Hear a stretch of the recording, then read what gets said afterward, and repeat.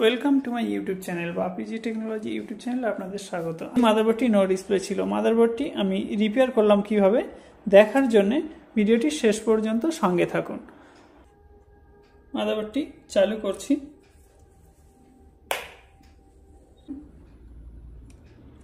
চলছে। মনিটরের দিকে দেখুন, নো সিগন্যাল দেখাচ্ছে। কিভাবে এই মাদারবোর্ডটি রিপেয়ার করা যাবে আমি দেখানোর চেষ্টা করব। ভিডিওটি শেষ পর্যন্ত দেখুন। নো ডিসপ্লে বিভিন্ন কারণে হতে পারে, যেমন র্যাম থেকে হতে পারে, প্রসেসর থেকে হতে পারে, এসএমপিএস থেকে যদি সঠিকভাবে ভোল্ট এখানে না আসে, মেন পাওয়ার সাপ্লাই যদি ভালোভাবে না হয়, তাহলে এখানে নো ডিসপ্লে দেখাবে। এখানে যে 12 ভোল্ট আসছে, এই ভোল্ট সঠিকভাবে যদি না আসে তাহলেও নো ডিসপ্লে হবে। এছাড়া বিভিন্ন ধরনের যে কম্পোনেন্টস বা আইসি রয়েছে, বিভিন্ন ধরনের এসএমডি যে সার্কিটগুলো রয়েছে, তাদের কারণেও নো ডিসপ্লে হতে পারে। এছাড়া নো ডিসপ্লে হয়ে থাকে মাদারবোর্ড যদি অতিরিক্ত পরিমাণে ডাস্ট পড়ে যায়, তো যেখানে যে সেকশানে বেশি ডাস্ট জমে যাবে সেই ডাস্ট আগে পরিষ্কার করে নিতে হবে, কারণ ডাস্ট পড়ার কারণে ম্যাক্সিমাম ক্ষেত্রে দেখা যায় ডাস্ট পরিষ্কার করার পর নো ডিসপ্লে প্রবলেম সলভ হয়ে যায়, যদি মাদারবোর্ড কোনো সার্কিট প্রবলেম না করে। তো এই যে মাদারবোর্ডটি রয়েছে, স্টেপ বাই স্টেপ আমি দেখানোর চেষ্টা করব কিভাবে ডিসপ্লে আনা যায়। তো প্রথম যে কাজটি করব, এখানে এই যে র্যাম রয়েছে, র্যামটি আগে খুলে নিয়ে একটু ক্লিন করব পিনগুলো, এবং এখানে আবার দিয়ে দেখে নেব নো ডিসপ্লে আছে কিনা। তাহলে বন্ধ করছি।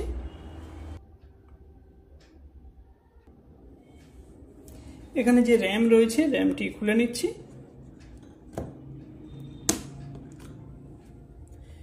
র্যামের এই যে পিনগুলি আগে ক্লিন করে নেব ইরেজারের সাহায্যে।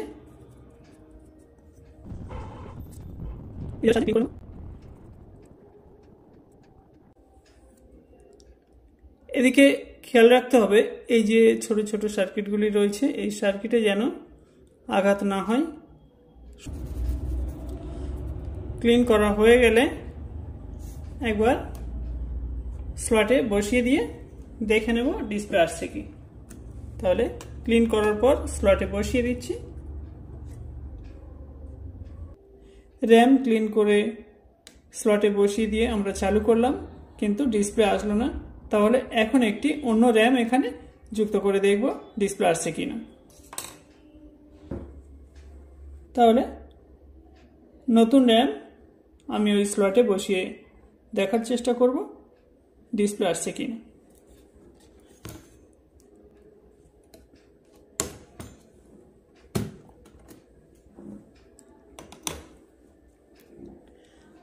আমি এই র্যামটি চেঞ্জ করে দেখব ডিসপ্লে আসছে কিনা। এই যে র্যামটি রয়েছে দেখতে পাচ্ছেন, এই র্যামটি আমি যুক্ত করছি। লক দেখে বসিয়ে দেব। বসিয়ে দিলাম।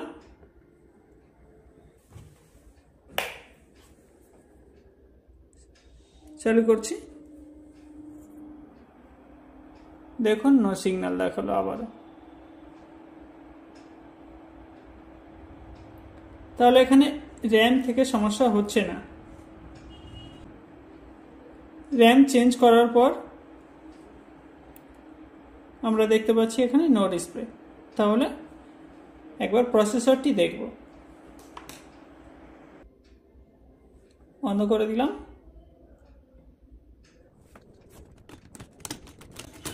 কুলার ফ্যান খুলে নিলাম। প্রসেসরটি তুলে নিচ্ছি এখান থেকে।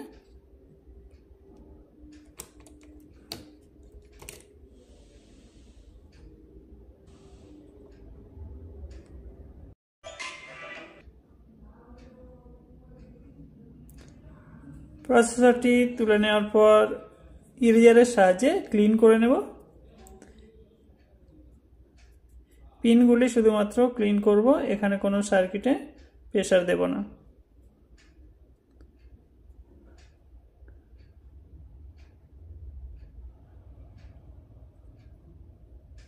সব দিকে ক্লিন করে নেব।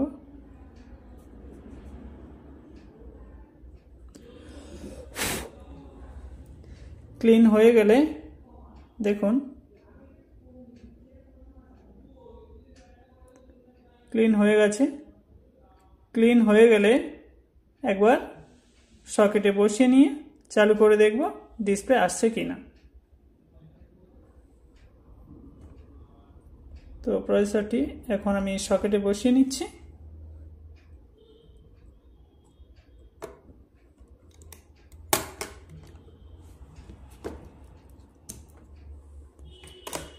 কুলার ফ্যান বসিয়ে দিচ্ছি।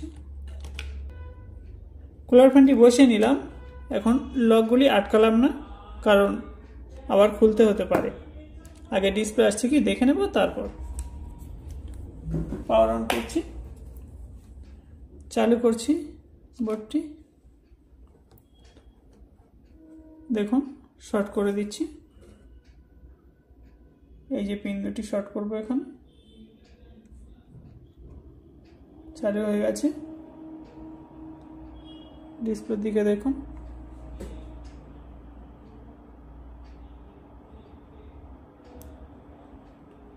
না, সেই নো সিগন্যাল। ডিসপ্লে এখনো পর্যন্ত নেই, নো ডিসপ্লে হয়ে আছে।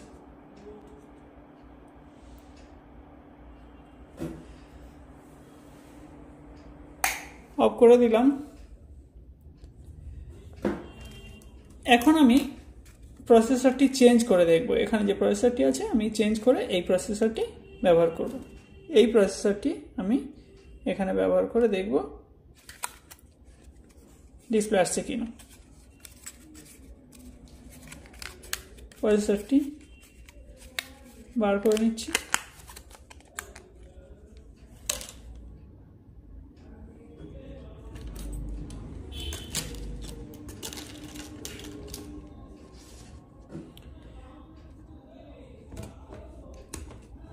সকেট থেকে আগের প্রসেসরটি তুলে নিচ্ছি।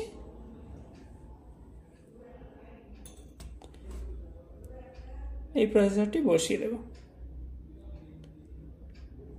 লক দেখে বসাতে হবে। এখানে লকিং খাঁজ আছে, এই যে দেখতে পাচ্ছেন। লকিং খাঁজ দেখে বসাতে হবে। এই যে কাটিং পয়েন্ট রয়েছে, খাঁজ দেখে সঠিকভাবে বসিয়ে দিতে হবে।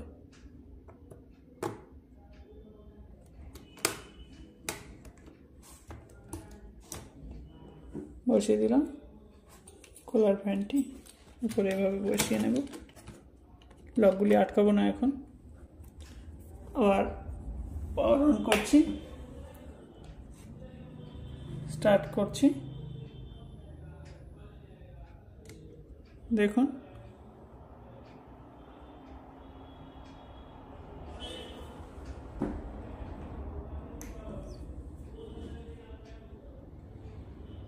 মনিটরের দিকে দেখুন।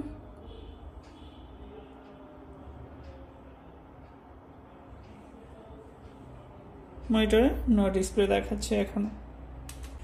র্যাম এবং প্রসেসর চেঞ্জ করার পরও যদি দেখা যায় নো ডিসপ্লে, এখানে কুলার ফ্যান যদি সঠিকভাবে না কাজ করে সেক্ষেত্রেও নো ডিসপ্লে হতে পারে। তবে এখানে এই যে কুলার ফ্যান রয়েছে দেখতে পাচ্ছেন, নতুন কুলার ফ্যান আছে এবং সঠিক স্পিডে ঘুরছে।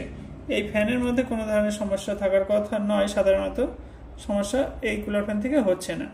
তো এখানে যে এসএমপিএস ব্যবহার হয়েছে দেখুন, এই এসএমপিএসটিও নতুন। দেখুন নতুন এসএমপিএস এখানে রয়েছে, যে কারণে এসএমপিএস থেকে যে ভোল্ট আসছে আমার আগে চেক করা আছে, সঠিকভাবে ভোল্ট আসছে।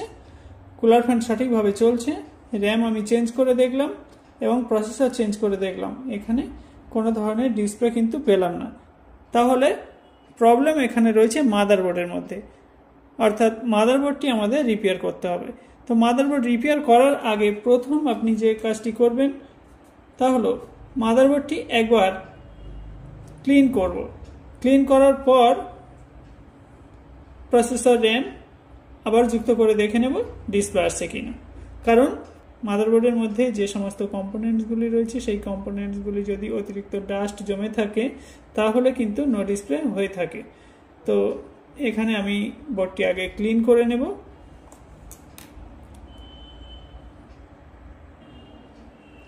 পাওয়ার অফ করে দিচ্ছি, কানেক্টরগুলি খুলে নিচ্ছি।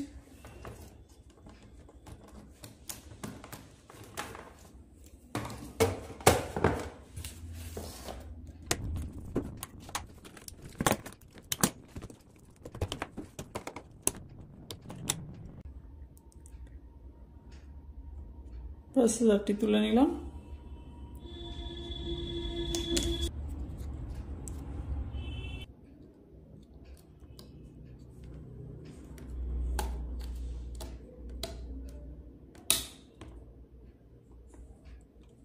প্রসেসর সকেটের যে পিনগুলি রয়েছে পিনগুলি গার্ড করে দিলাম।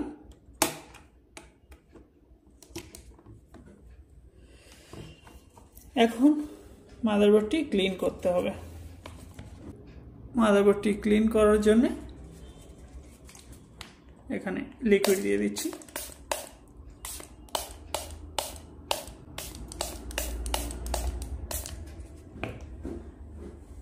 এরপর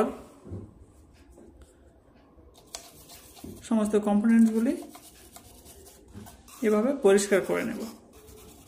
যেখানে যেখানে সম্ভব হালকাভাবে ক্লিন করতে হবে। কোনো কম্পোনেন্টস যেন অতিরিক্ত প্রেসারে আলগা না হয়ে যায় সেদিকে খেয়াল রাখতে হবে। হালকাভাবে ডাস্টগুলি পরিষ্কার করে নিতে হবে।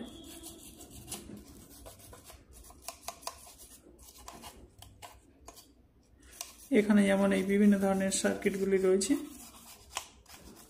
ক্লিন করতে হবে।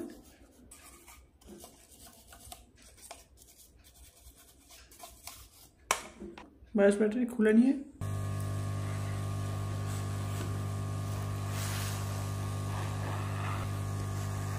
শুকিয়ে নেব।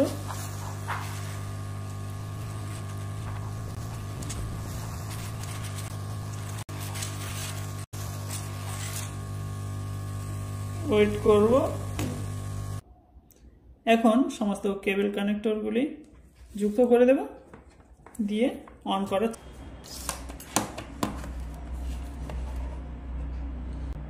20 ভোল্টের রোটারি সুইচকে সেট করব এবং চেক করে নেব ভোল্টগুলি। এখানে যে প্রাইমারি মসফেটগুলি রয়েছে আগে চেক করে নেব।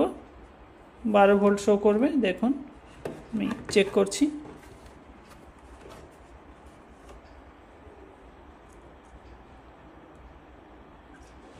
প্রাইমারি মসফেট, হ্যাঁ 12 ভোল্ট আছে, 12 ভোল্ট আছে, এখানেও আছে। এই মসফেটগুলি এখানে ভোল্ট সঠিকভাবে দেখাচ্ছে। এরপর এগুলি চেক করে নেব। হ্যাঁ, এরপর চেক করতে হবে, মসফেট দেখা হয়ে গেলে চেক করতে হবে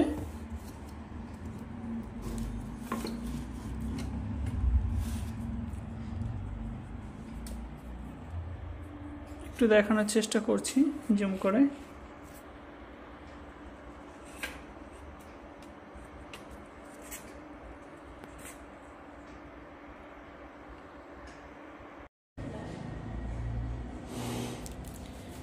এখানে এই যে কম্পোনেন্টসগুলি রয়েছে এইগুলি দেখুন, ভোল্ট চেক করব। 20 ভোল্টে রাখতে হবে। দেখুন ভোল্ট দেখানোর চেষ্টা করছি। আর সার্কিটগুলো হচ্ছে এখানে চেক করছি। দেখুন এখানে একটা ভোল্ট দেখাবে, ভোল্ট আসছে, দেখতে পাচ্ছেন। অপোজিট দিকে দেখুন, এখানেও ভোল্ট আসছে। আবার দ্বিতীয় যে কম্পোনেন্টটি দেখুন, এখানে ভোল্ট আসছে, এখানেও ভোল্ট আসছে। তারপরে 3 নম্বরটা চেক করুন। দেখুন এখানে একটা ভোল্ট আসছে। দেখুন এখানে কোনো ভোল্ট আসছে না। একপারে আসছে ভোল্ট, কিন্তু এপারে আসছে না। 3 নম্বরটা এপারে ভোল্ট আসছে, কিন্তু এপারে ভোল্ট আসছে না।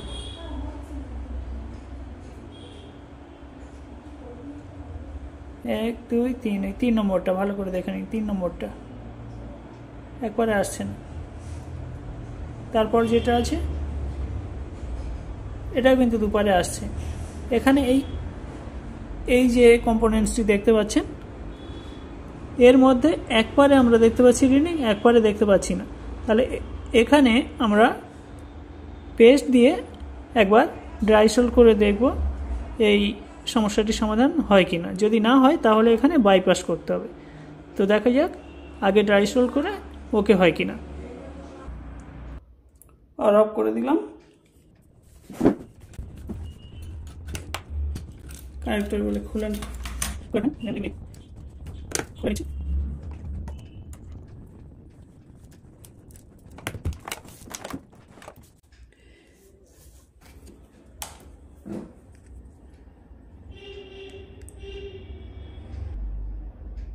পেস্ট লাগিয়ে দেব।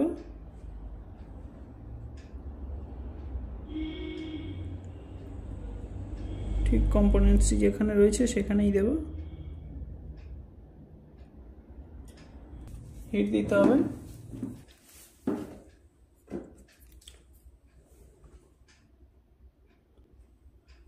হট এয়ার গানটি চালু করে নেব, এয়ার বাতাস অ্যাডজাস্ট করে নেব। পাওয়ার অন করে দিলাম। অন করে দেওয়ার পর ড্রাই সোল্ড করব। ঠিক যেখানে আমি পেস্ট দিয়েছি এই জায়গাটি ড্রাই সোল্ড করে নেব।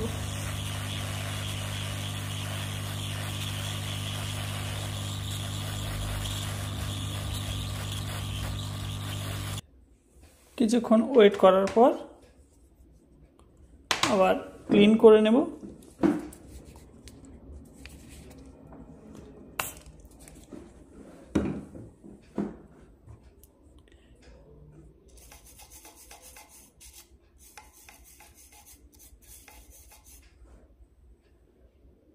দেখুন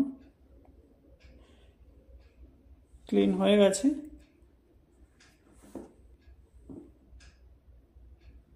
দেখতে পাচ্ছেন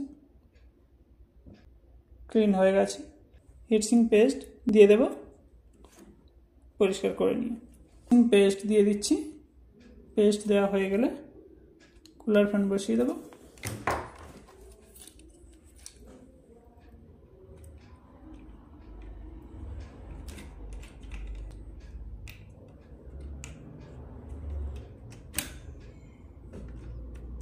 কুলার ফ্যান বসিয়ে দেওয়ার পর কানেক্টরটি যুক্ত করছি এবং সমস্ত পাওয়ার কেবল, র্যাম সহ যাবতীয় কানেক্টরগুলি যুক্ত করে নিচ্ছি।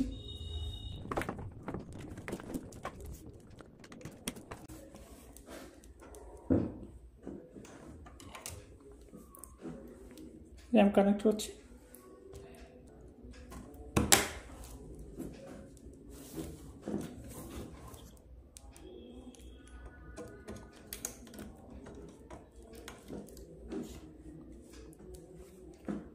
ভিজে কেবল কানেক্ট করলাম।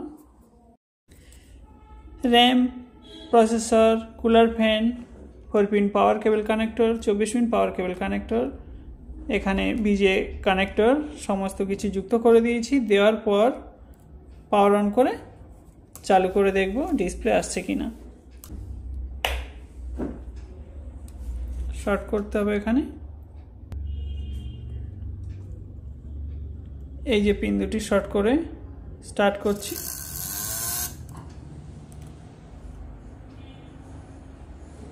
দেখুন চালু হয়ে গেছে। মনিটর, হ্যাঁ ডিসপ্লে এসছে। দেখুন মনিটরে ডিসপ্লে এসে গেছে। ড্রাই সোল্ড করার পর মনিটরে ডিসপ্লে এসছে। মানে প্রবলেম ছিল এখানে এই যে 4 পিন পাওয়ার কেবল কানেক্টরের কাছে যে ছোট ছোট কম্পোনেন্টসগুলি রয়েছে, এখানে ড্রাই সোল্ড করার পর মাদারবোর্ড চালু করলাম, সঠিকভাবে ডিসপ্লে এসে গেছে দেখতে পাচ্ছেন। এখানে যে নো ডিসপ্লে ছিল, এই নো ডিসপ্লে কারণ ছিল মাদারবোর্ডের মধ্যে, এবং মাদারবোর্ডের মধ্যে ড্রাই সোল্ড করার পর যে এসএমডি সার্কিটগুলি প্রবলেম করছিল, সেই প্রবলেমটি ড্রাই সল্ভ করার পর সলভ করতে পারলাম, যার ফলে মাদারবোর্ডে এখন আর নো ডিসপ্লে নেই। এভাবে আমরা এই মাদারবোর্ডে নো ডিসপ্লে যে প্রবলেম ছিল প্রবলেমটি সলভ করতে পারলাম। ভিডিওটি ভালো লাগলে লাইক, কমেন্ট, শেয়ার করবেন এবং আমার চ্যানেলে নতুন হয়ে থাকলে চ্যানেলটি সাবস্ক্রাইব করে অল নোটিফিকেশন অন করে দেবেন এই ধরনের আরও নতুন নতুন ভিডিও সবার আগে পাওয়ার জন্য। Thanks for watching.